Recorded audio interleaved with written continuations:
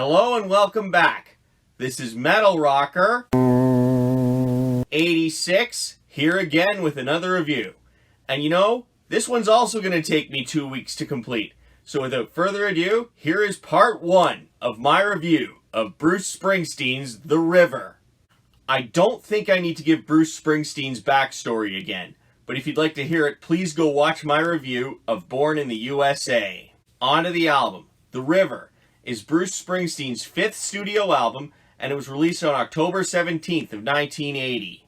It ranked as high as 1st in Canada, the US, and Norway, 2nd in the Netherlands, New Zealand, Sweden, and the UK, and 3rd in France. It is a 5-time platinum in the US, a 3-time platinum in Australia, a 2-time platinum in Canada, and a platinum in the UK. It consists of 20 songs, and altogether is just under 83 minutes long. The band members consist of Bruce Springsteen, Roy Bittan, Clarence Clemens, Danny Federici, Gary Talent, Steve Van Zandt, and Max Weinberg. Now on to the songs, all of which were written by Bruce Springsteen. This first one is somewhat up-tempo. It's called The Ties That Bind. Instrumentation. The main focus is on the catchy guitars in this one, but you can also hear the drums in the background. I really like the saxophone solo from Clarence in this song too. This is one of 7 songs that was going to be on an unreleased album, and it was going to be the title song. From my interpretation, the lyrics describe marriage and growing up with responsibility. This was a good song to start the album with. Now this next one is very upbeat, and it was also released as a single. It's called Sherry Darling.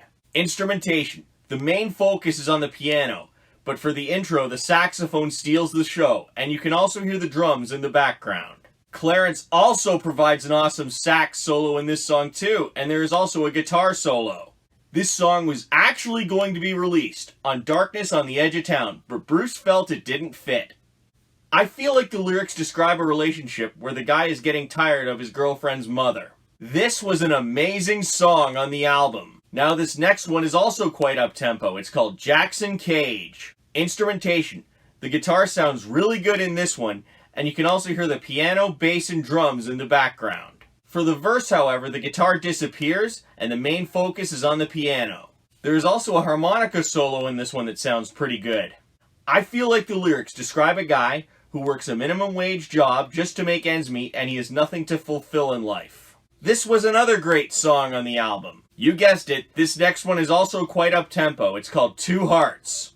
Instrumentation. The main focus is on the piano with some background drums, and the energy is very high. Unlike many of Bruce's songs about relationships and the challenges they face, this one actually focuses on the good things about relationships.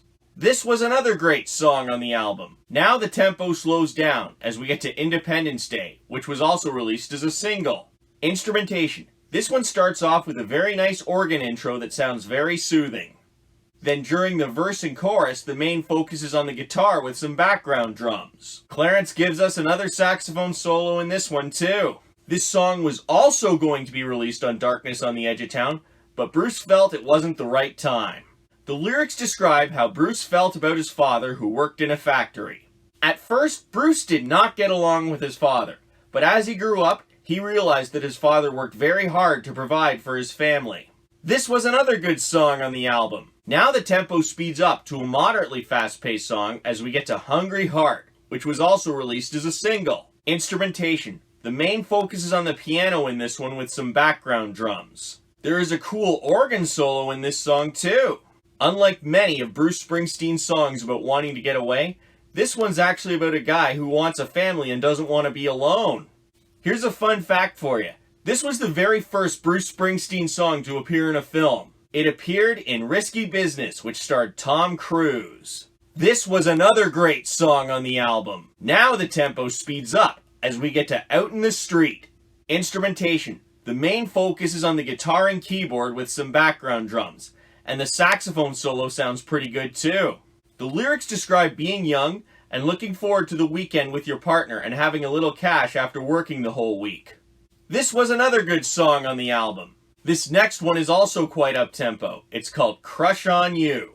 Instrumentation. The main focus is on the guitars, which will get you into headbang mode, but you can also hear the drums in the background. Clarence Clemens delivers again with another saxophone solo. The lyrics are very straightforward as they're about a guy who has a crush on a woman. This was another good song on the album. Now the tempo speeds up even more as we get to You Can Look, But You Better Not Touch. Instrumentation. The main focus is on the guitar. It's very fast and it gives off great energy, but you can also hear some percussion in the background. I really like the guitar solo in this one. This was actually another song that was going to be released on that unreleased The Ties That Bind album. I should probably not describe the lyrics in this day and age, but this was another good song on the album. Now the tempo slows down as we get to I Wanna Marry You, which was also released as a single. Instrumentation. This one starts off with an intro that features organs and piano with some background drums. The piano is the main focus in the verse and chorus with some background bass and drums. Clarence returns with yet another saxophone solo. The song describes responsibilities which you will have as an adult, and this was another good song on the album. The tempo is still slow as we get to the album's title song, The River, which was also released as a single. Instrumentation. It starts off with a harmonica intro with some guitars in the background to set the sad mood. The first verse only has guitar, but the other verses and the chorus have guitar with some background piano and drums. There is also a harmonica solo in this song. The lyrics describe what happened when Bruce's sister married young because of a pregnancy, and she had to change the path of her life. As well, it outlines a conversation that Bruce had with his brother-in-law. After he got laid off from construction work, he had to support the entire family and he never complained. This was a very powerful song on the album. And that's all the time we have for today. Stay tuned for part 2 next week. If you liked it, please give it a thumbs up down below and don't forget to subscribe and share. Until next time, rock on!